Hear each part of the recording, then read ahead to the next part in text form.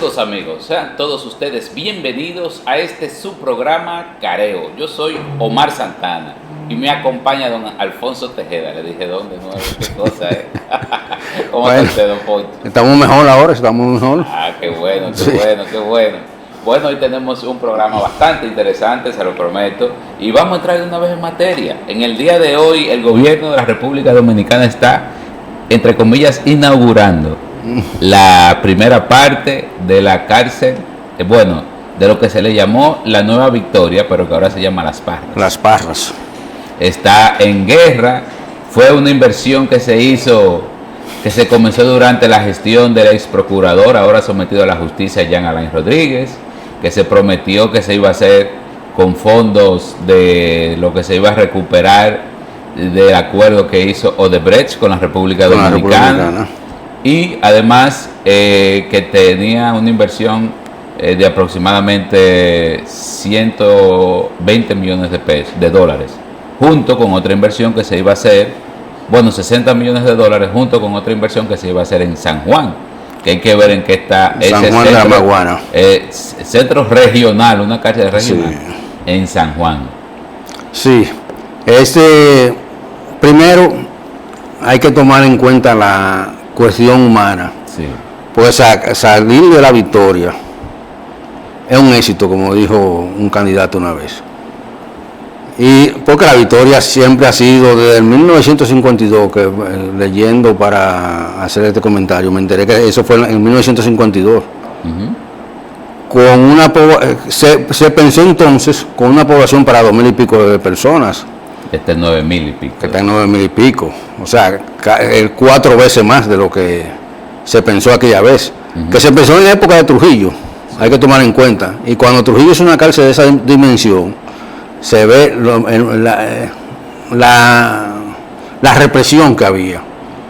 Porque en esa época, como se vivía en el país, y como El tamaño de la población. el tamaño de la población, más el pulso que tenía Trujillo contra esa misma población, hay que tomar en cuenta eso. Ahora, la cárcel de la Victoria fue muy emblemática también en los 12 años de Balaguer, donde hubo de todo contra los presos políticos. Ahí era que se llevaban a los principales presos políticos, muchos de ellos que mataron ahí en la Victoria por el mismo motivo de la represión, y que era un símbolo de demanda que se eliminara eso o que se mejorara. Ya por fin se va mejorando. Es el inicio del final, porque se está inaugurando la primera etapa, son 2.000 presos internos, le llaman nuevo modelo penitenciario, que van a pasar al nuevo modelo penitenciario que estará gestionando el buen amigo Roberto Santana.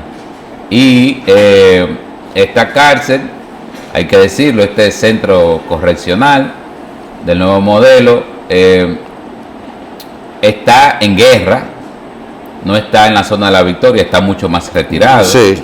Bueno, en guerra no, está después de guerra. Y hay que pensar algunas situaciones de esa cárcel. Esa prisión, lo que se está haciendo es que se está trasladando a la población de la Victoria a una cárcel que tenga la capacidad de la población de la población. Por tanto, cuando esa cárcel comience a funcionar, va a estar a su máxima capacidad. Sí. Ahora, Okay. Pero se están construyendo otros pabellones. Es que cuando comience a funcionar al 100%, sí, que y se traen ponen los todos presos de la Victoria, que son aproximadamente el 30% de los presos de todo el país, que 4.000 y son aproximadamente tanto. 25.000, 24.000, los Sí. presos, 25.000 de todo el país. En la Victoria hay 9.000 de esos presos. Sí. Se van a mudar a un recinto que va a tener 9.000 presos ya. O sea, lo que va a hacer es que la población de la Victoria actual se mudará hacia allá. Claro. O sea, tú quieres decir que los nuevos presos sí. que se use la Victoria, porque la Victoria se tiene destinada para los presos del Distrito Nacional, Bueno, particularmente o principalmente. del Gran Santo Domingo en general, hay presos de Herrera, hay presos de hay presos de Santo Domingo Norte, hay presos de Santo Domingo Este, hay presos del Distrito Nacional. Eso es así. Entonces, eso es lo primero. Lo segundo es que está en un lugar mucho más alejado que el actual. Y eso no es cualquier cosa. No es cualquier cosa porque hay un tema ahí de traslado de personal cada vez que una de esas personas detenidas, porque uno habla de presos, no todo, bueno, menos del 30% de los presos de La Victoria son condenados. Sí. La mayoría son presos preventivos. Preventivos. Entonces, si son presos preventivos, son presos a los que se les tienen que conocer causas. Causas. Por tanto, necesitan un traslado de manera, van a necesitar un traslado de manera frecuente hacia las distintas instancias en las que se le estará conociendo la causa. Si se le está conociendo en Santo Domingo Oeste, es un traslado de más de 100 kilómetros de distancia. Si se está conociendo en el Palacio de Justicia de Ciudad Nueva, será un traslado de más de 70 kilómetros de distancia. Sí. Y el que le queda más cerca a Santo Domingo Este será entonces 30 kilómetros de distancia. ¿Qué significa esto? Que desde el punto de vista de las distancias recorridas, de la cercanía a la ciudad, Las Parras no es funcional, es menos funcional que La Victoria. Que La Victoria, sí. Entonces, lo otro es, si estamos hablando, como ya planteamos, Santo Domingo Oeste, Distrito Nacional, y Santo Domingo Este, y Santo Domingo Norte, por supuesto. Uh-huh. Yo tengo entendido que la propuesta inicial que se hizo para las cárceles fue para hacerlo, para que sean un proceso más ágil, era un circuito de cárceles en la República Sí. Dominicana, en el que en el Gran Santo Domingo, que se iban a hacer a todo lo largo y ancho de la circunvalación De la de Santo geografía, Domingo. sí, de la geografía, sí. Y utilizando la circunvalación como la vía principal para llevar a las personas, porque la circunvalación ya recorre esos municipios y el Distrito Nacional. Entonces, ¿qué pasó? Bueno, al señor Jean Alain se le metió la idea de que lo mejor era llevarlo a Las Parras, A Las Parras, sí. después de guerra. Pero además, a él se le metió la idea, que esas inversiones que se iban a hacer en terreno que ya era del Estado. Sí. Okay. Que eran muchos terrenos del CEA, o sea que no se tenía que hacer una inversión adicional. Y además ese terreno del CEA, que además se utilizaban para la producción de caña de azúcar en algún momento, en los ingenios, ese tipo de cosas, no necesitaban de una gran inversión de manejo de terreno. De ese tipo de terreno, cosas. eso Bueno, es. pero Las Parras solamente en la inversión para aplanar el terreno y sacar la inmensa cantidad de agua Que había ahí. que había ahí y que, en que cualquier todavía sí, es un latente. y que en que cualquier circunstancia puede volver, se invirtieron más de 1.100 millones de pesos. Entonces ya estamos hablando de tres aspectos. Tú sabes que dicen los ingenieros que en la remoción de tierra que se crean todas las situaciones que pueden beneficiar. Bueno, eso está en la justicia dominicana ahora.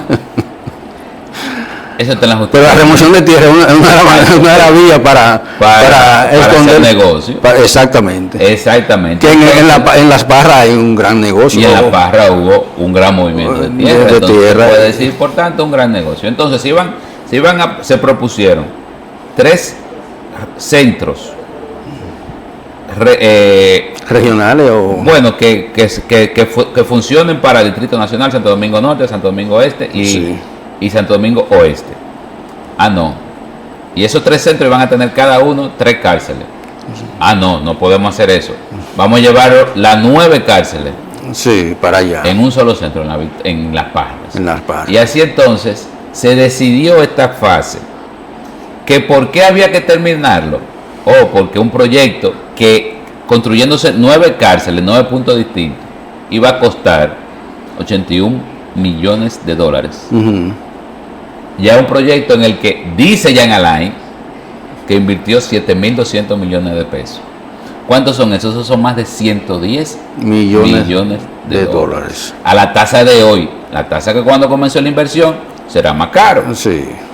Entonces, dicen las autoridades que en las reparaciones que han tenido que hacer de lo que le dejó Jean Alain, han invertido más de 2.400 millones de pesos. Quiere decir que la cárcel La Parra va a salir por más de 10.000 millones de pesos.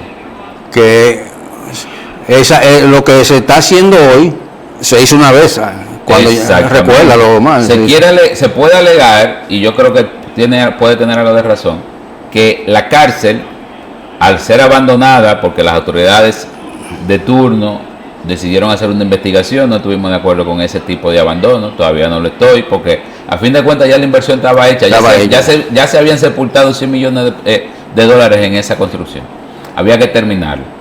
A fin de cuentas se invierten 2.400 millones más, y uno la verdad es que tiene que cuestionar a las autoridades anteriores. Y claro, a estas también, porque hay que ver en qué se gastaron esos 2.400 millones de pesos. Hay que hacer una auditoría. Hay que hacerle una auditoría. Bueno, la auditoría está en curso, porque está en la justicia. Sí.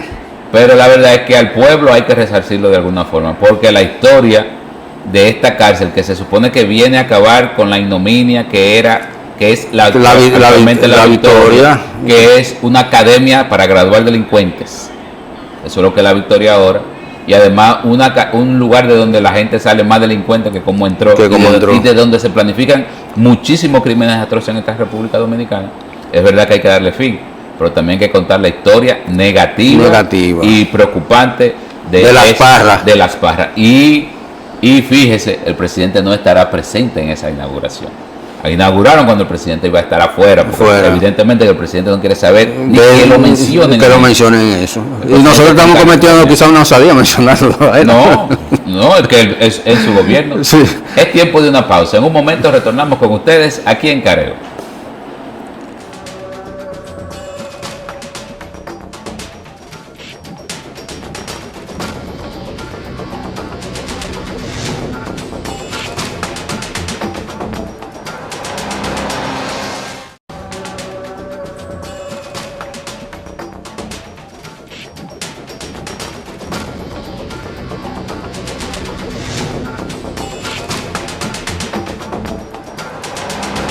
Saludos amigos, continuamos aquí en Careo. Usted decía, don Foncho, en la pausa, que ahora hay que plantear un nuevo reto en la cárcel Las Parras. Sí. Y ese reto es de la justicia.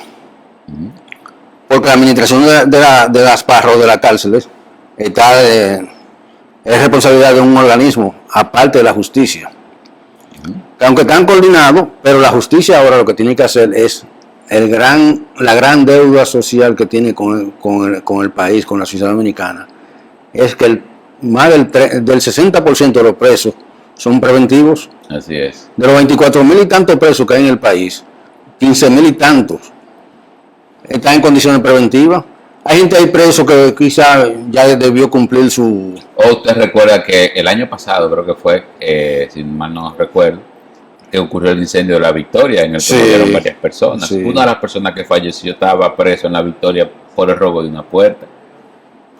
Imagínate. ¿Y cuánto tiempo duró ahí ese muchacho que perdió su vida por una negligencia, una irresponsabilidad y hasta una actitud? Porque una actitud de la justicia que no agiliza los procesos y la justicia aquí es diferenciada. Sí, claro. No. Para los pobres se olvidan. No, para los pobres se olvidan. Y se le cae a tiro también. Sí. Por cierto, en esta semana aparecieron como 2 o 3 jóvenes que murieron en supuesto enfrentamiento. Murieron en un que ya como que nos estábamos acostumbrando a que no ocurriera. Bueno, todavía vamos a esperar que eso sí haya sido un incidente aislado y que no retorne a la senda, ese camino.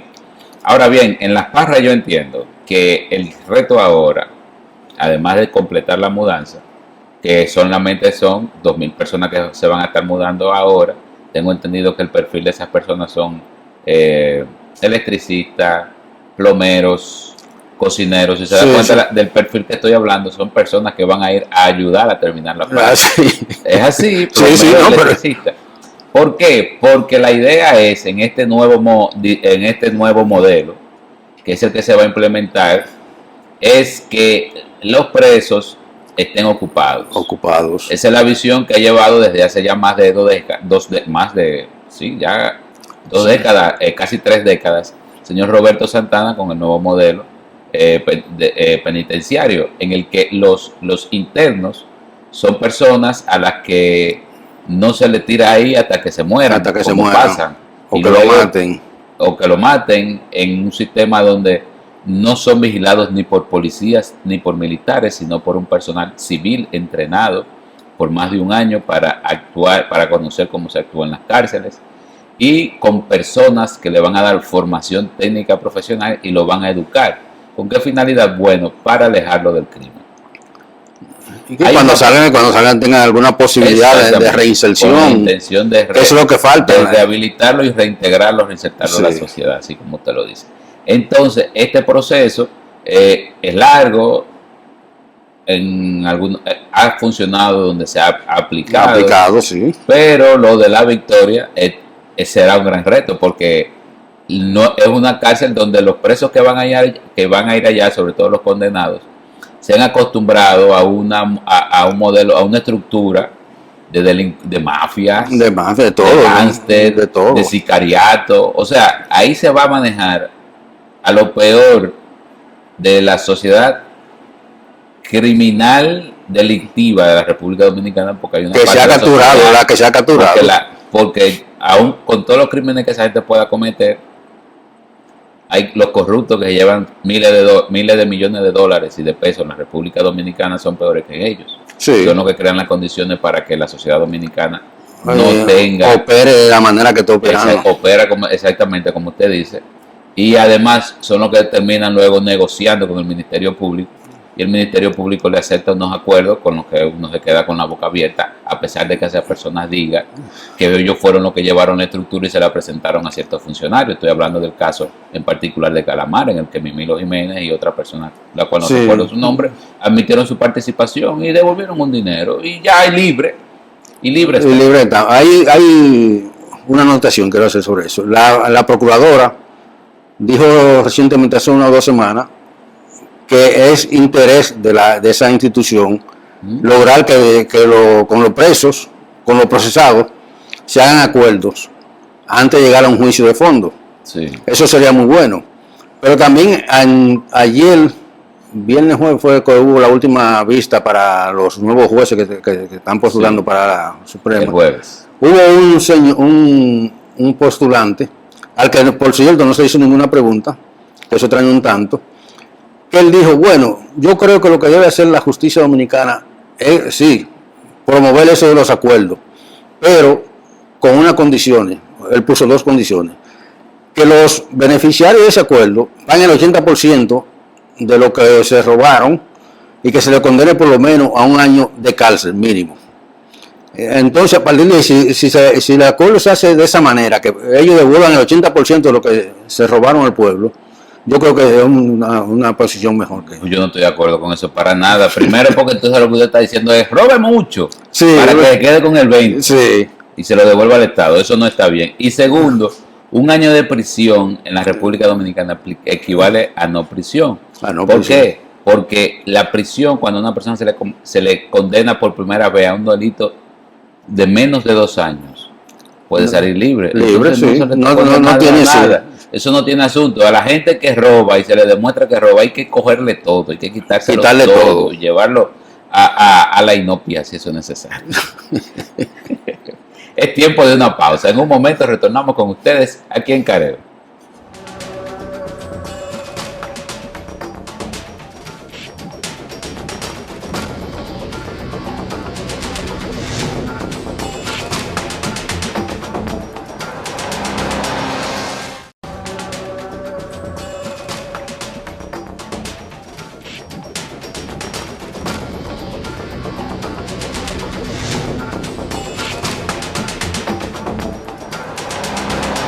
Bien, amigos, retornamos con ustedes aquí en Careo. La semana pasada, el gobierno, la Policía Nacional de Haití y las pandillas haitianas, las redes sociales permiten que ya todo el mundo se exprese y además todo el mundo lo reciba. Anunciaron que asumían una ofensiva. Una ofensiva, en el caso de 400 Mawoso, que es la banda en la que se conoce como su principal líder, a Jimmy Cherisier, alias Barbecue, le había dicho a la población que no salga de sus hogares, que iban a comenzar una ofensiva contra las contra los policías. Por el otro lado, la policía y la fuerza antipandilla y los Estados Unidos anunciaron que pasaban a la ofensiva en lo que se percibe entonces como un calentamiento ya frontal entre las pandillas y la Policía Nacional para volver a Haití a tratar de regresar a una normalidad más o menos adecuada donde se puedan realizar elecciones y donde se pueda identificar un presidente. Sí, que por cierto ya anunciaron que las elecciones son en agosto del próximo año. Bueno, ahora hay que decir que pospusieron las elecciones para agosto porque habían dicho que iba a ser en febrero del 2026, se dieron cuenta que eso era un disparate y entonces la movieron para era una imposibilidad. Un imposible, sí. Pero Haití, pese a toda su... que hay que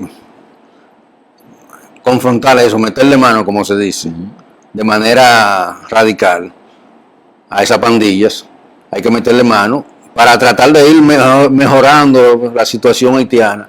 Pero Haití también tuvo, dentro de esa situación grave que tiene, tuvo un gesto, un momento, una buena noticia, que en Haití es muy difícil. Son difíciles de encontrar. ¿Cuál fue esa buena noticia? Fue que su selección de fútbol ganó un pase para el Mundial. Sí, eso es un logro. Yo me sentí muy contento por 51 años después tenían ellos que no lo lograban. Sí. Y se ponen... Eso le dio a Haití esa noche en Puerto Príncipe. Hubo un desborde, un desborde de alegría en Puerto Príncipe y en otras zonas de Haití que demostró que sí que ellos pueden. Sí. Que ellos pueden, porque si lo hicieron en el fútbol, también si se disponen se hacen una agenda mínima de normalización, ellos pueden hacerlo, tienen la capacidad. Claro que sí. Mire, yo creo que eso que usted plantea tiene mucho sentido. Yo creo que eso debería ser como un peldaño, sí, como el inicio de una nueva esperanza para Haití. Sí. ¿Por qué? Porque el país más pobre del el continente americano se clasifica a un mundial. Hay que decir que en unas condiciones que es de película porque son jugadores que durante este proceso de clasificación al mundial nunca pisaron Haití. No podían. No entrenaron en Haití como selección. Y su entrenador se reunía con ellos en los lugares donde iban a jugar. Y hay que decir que además Haití nunca fue sede, o sea, en Haití nunca se jugó un partido de fútbol, del CONCACAF. Exactamente del CONCACAF, sino que se jugaba en Curazao. Sí. Ellos se reunían, ellos cada uno tiene sus vidas en Europa, en América, y se reunían entonces en Curazao antes de los partidos, días antes, para entrenar y prepararse a los juegos, porque en su país no lo pudieron hacer. Pero aún así yo creo que eso es un gran mensaje. Sí, lo principal de esa victoria es el mensaje que envía. Que, sí. Que dice Haití que sí puede, como dice se puede. Una consigna estadounidense. Claro que sí, si un grupo de jóvenes que están fuera de su país pueden organizarse y ponerse de acuerdo para hacer una selección que pueda clasificar al evento deportivo de espectáculo más importante del mundo. Yo creo que Haití también puede ponerse de acuerdo en cosas más pequeñas, en cosas, bueno, son más grandes, pero en cosas más difíciles, quiero decir. Pueden sentarse en la mesa, yo no voy a decir que se pueden sentar en la mesa las pandillas, los miembros de pandillas, porque esos son eso igual en Estados Unidos que esos son terroristas. Sí. Pero pueden sentarse en la mesa los políticos y los empresarios y hacer, yo no voy a decir que la República Dominicana es ejemplo mundial en nada, pero yo creo que pueden hacer como los dominicanos, que por lo menos el sector empresarial se ha puesto de acuerdo junto con los políticos en llevar un país estable, una economía con sus problemas, con sus matices, con sus dificultades y sus carencias, pero que está de acuerdo en trabajar en un clima de estabilidad y de crecimiento general, porque aquí hay un cierto crecimiento todos los años y no es verdad que estamos peor que hace 50 años. No, todo lo contrario. Hemos ido avanzando. Hemos ido avanzando dentro de nuestras precariedades, nuestros elementos conflictivos, dentro de nuestras situaciones. Hemos ido avanzando en general. Y el hecho que tú y yo estemos aquí sentados, yo que soy de Batey 6. Exacto. significa que hemos cambiado. Así es. Es tiempo de una pausa. En un momento retornamos con ustedes aquí en Careo.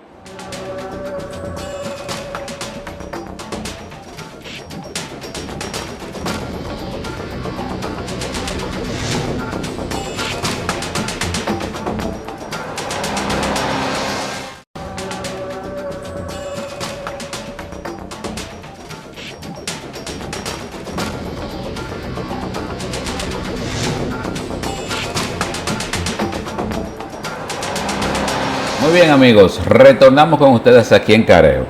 Bueno, el Fondo Monetario Internacional, que estuvo de visita en la República Dominicana el pasado 12 de noviembre, emitió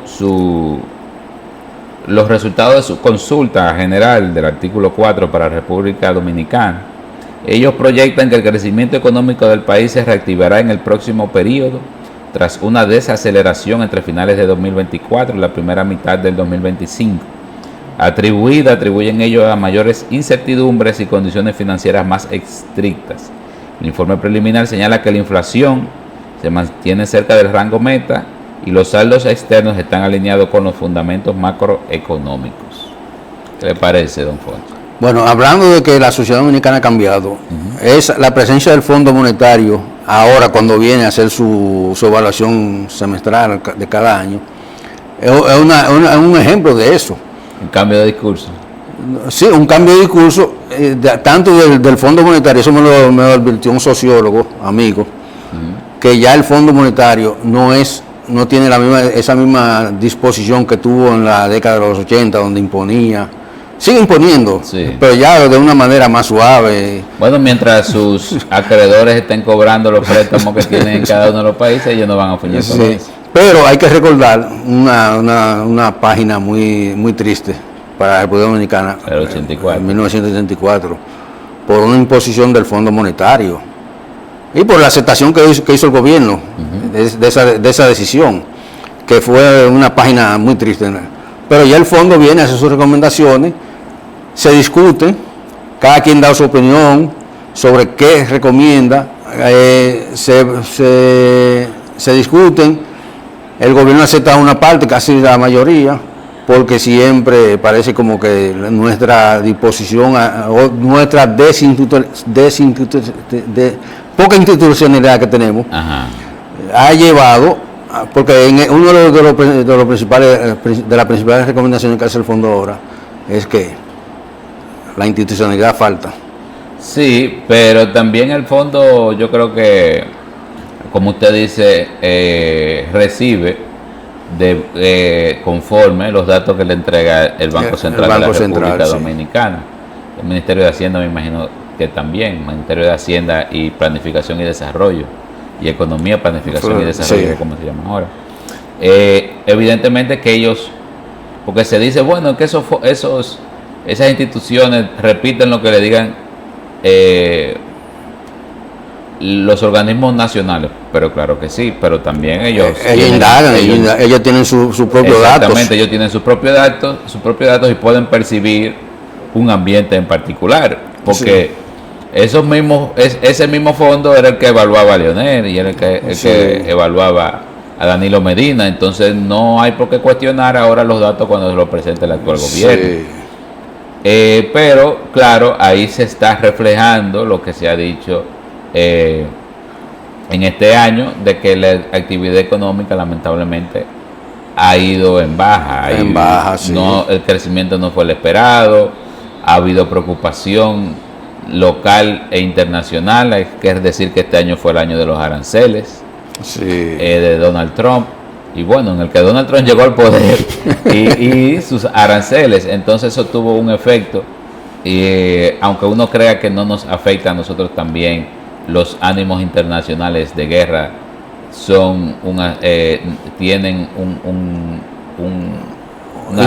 impacto en la República Dominicana, y bueno, por lo menos ya pasamos lo peor según el fondo. Esperemos que eso que transmite el fondo, ese optimismo de que el próximo año la República Dominicana estará mejor, que es con información del Banco Central de la República Dominicana, que ha sido el mejor, que ha sido el único gobernador del Banco Central del 2024 del 2004 para acá. Y no hemos tenido crisis grave en la República Dominicana, porque si bien es cierto que nosotros enfrentamos la crisis de la burbuja inmobiliaria que afectó a Estados Unidos y a Europa durante principios del 2008, de este siglo, exactamente 2008, 2009, hasta 2010, y que se quiso burlar y que se quisieron burlar un poco del manejo que se le dio, porque el presidente de turno entonces, Leonel Fernández, dijo que el país estaba blindado. Claro, se blindó con préstamos, cogió muchísimos préstamos, pero esos préstamos mantuvieron la estabilidad y no ha habido inestabilidad desde entonces. Así que, si bien es cierto que salieron caros, lo comido es lo que hay. Lo que hay. Sí. Pero mira, aparte del optimismo que refleja el fondo, también muestra una preocupación o indica una preocupación, y es la reforma. Sí. Que entre las reformas que están pendientes, el ministro de Hacienda volvió a repetirlo, que estuvo en Santiago ayer viernes. Ayer viernes tuvo una conferencia, que es la tercera vez, el jueves, que es la tercera vez que lo dice. Ajá. Pero ahora le adicionó algunos elementos. Sí, porque él dijo la reforma es inminente, aunque no sea ahora mismo, pero es inminente. Sí, él es el único. Bueno, a Magín yo creo que lo llamaron fue para eso. Para que él dice, yo conozco cómo luego del fracaso de Jochi Vicente. Sí. Pero el gobierno tiene que buscar alguna forma de incrementar sus ingresos. Eso hay que reconocerlo. El problema es que cada vez que se habla de incrementar los ingresos, siempre buscan al mismo grupo. Y ahí es donde la gente sale a la calle, la gente reacciona. Y ocurre lo que ocurrió el año pasado, que tuvieron que salir corriendo luego del fracaso de esa propuesta, que era una propuesta demasiado compleja y que golpeaba al pueblo en general. Sí. Entonces, bien, es tiempo de una pausa. En un momento retornamos con ustedes aquí en Careo.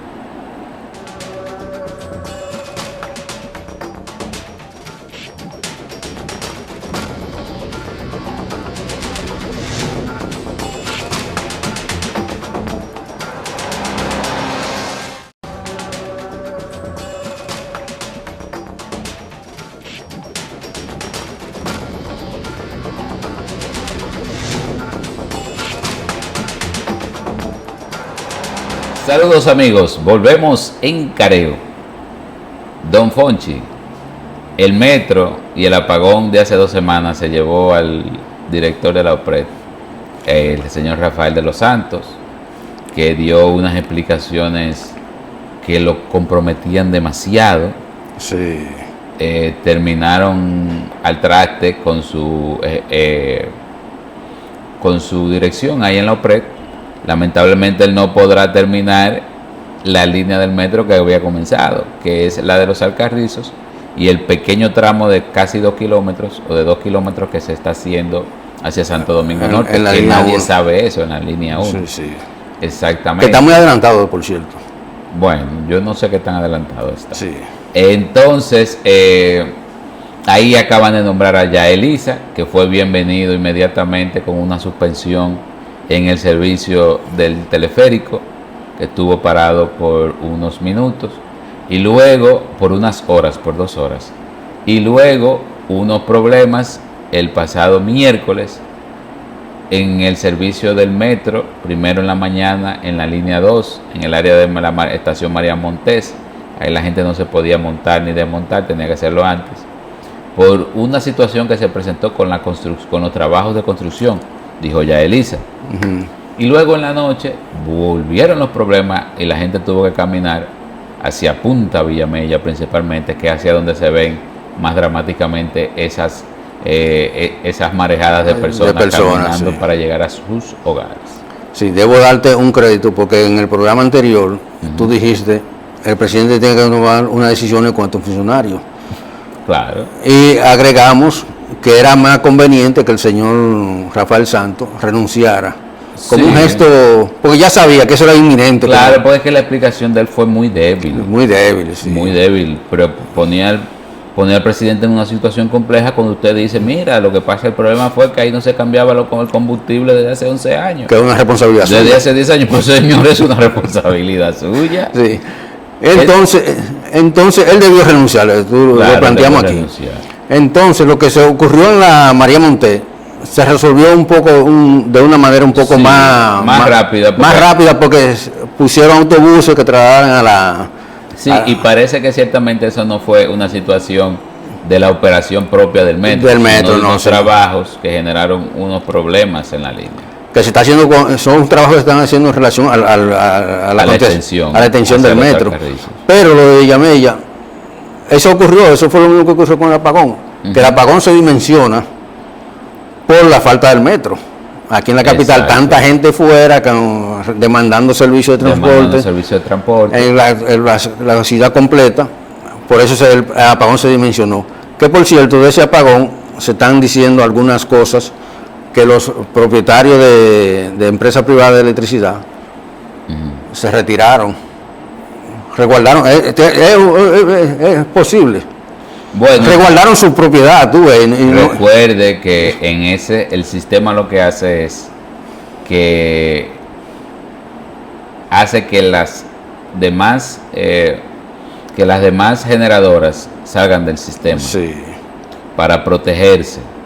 Entonces, yo me imagino que en ese proceso no son plantas eléctricas de las que uno tiene en la casa, que le da dos jalones y prende de una vez.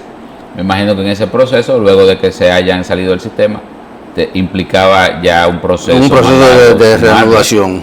Pero que sea a propósito, yo no creo, porque No, a propósito no, sino que ellos se resguardaron, si tardaron quizá más de lo que... Porque se dice que ese apagón pudo limitarse a la zona este del país nada más. Bueno. Eso se dice. Pero de las designaciones de este joven, que se le atribuye mucha capacidad en el sistema de transportación masiva, también hay un cuestionamiento, y es que ponen en su mano varias funciones que chocan pero entre ese sí. cuestionamiento no es al joven, al presidente que lo Sí, nombró. sí, Porque sí, yo creo que fue el presidente. El presidente, sí. Exacto, sí, eso. Él tiene el monorriel de Santiago, ahora tiene los teleféricos, ahora tiene dos líneas del metro, dos extensiones del metro en construcción y tiene la operación del metro de Santo Domingo. Es mucho trabajo, tiene el FITRAN además, que no incluye solamente los monorrieles, también incluye el sistema de autobuses integrados. Sí. Entonces es mucho trabajo, pero si él lo aceptó, lo que esperamos es que haga el papel, es lo que le toca Sí, a él. pero lo que se critica es que algunas de esas cuestiones chocan entre sí, porque se le atribuyen que va a ser el juez y parte. Ah, bueno, pero es una decisión del presidente, no es una entiendo. decisión del presidente. Pero bien, para nosotros ha sido todo un placer, es el final del programa. Yo agradezco inmensamente al señor Alfonso Tejeda que ha estado con nosotros y a ustedes también por la amabilidad de su atención. Será hasta un próximo programa aquí en Careo.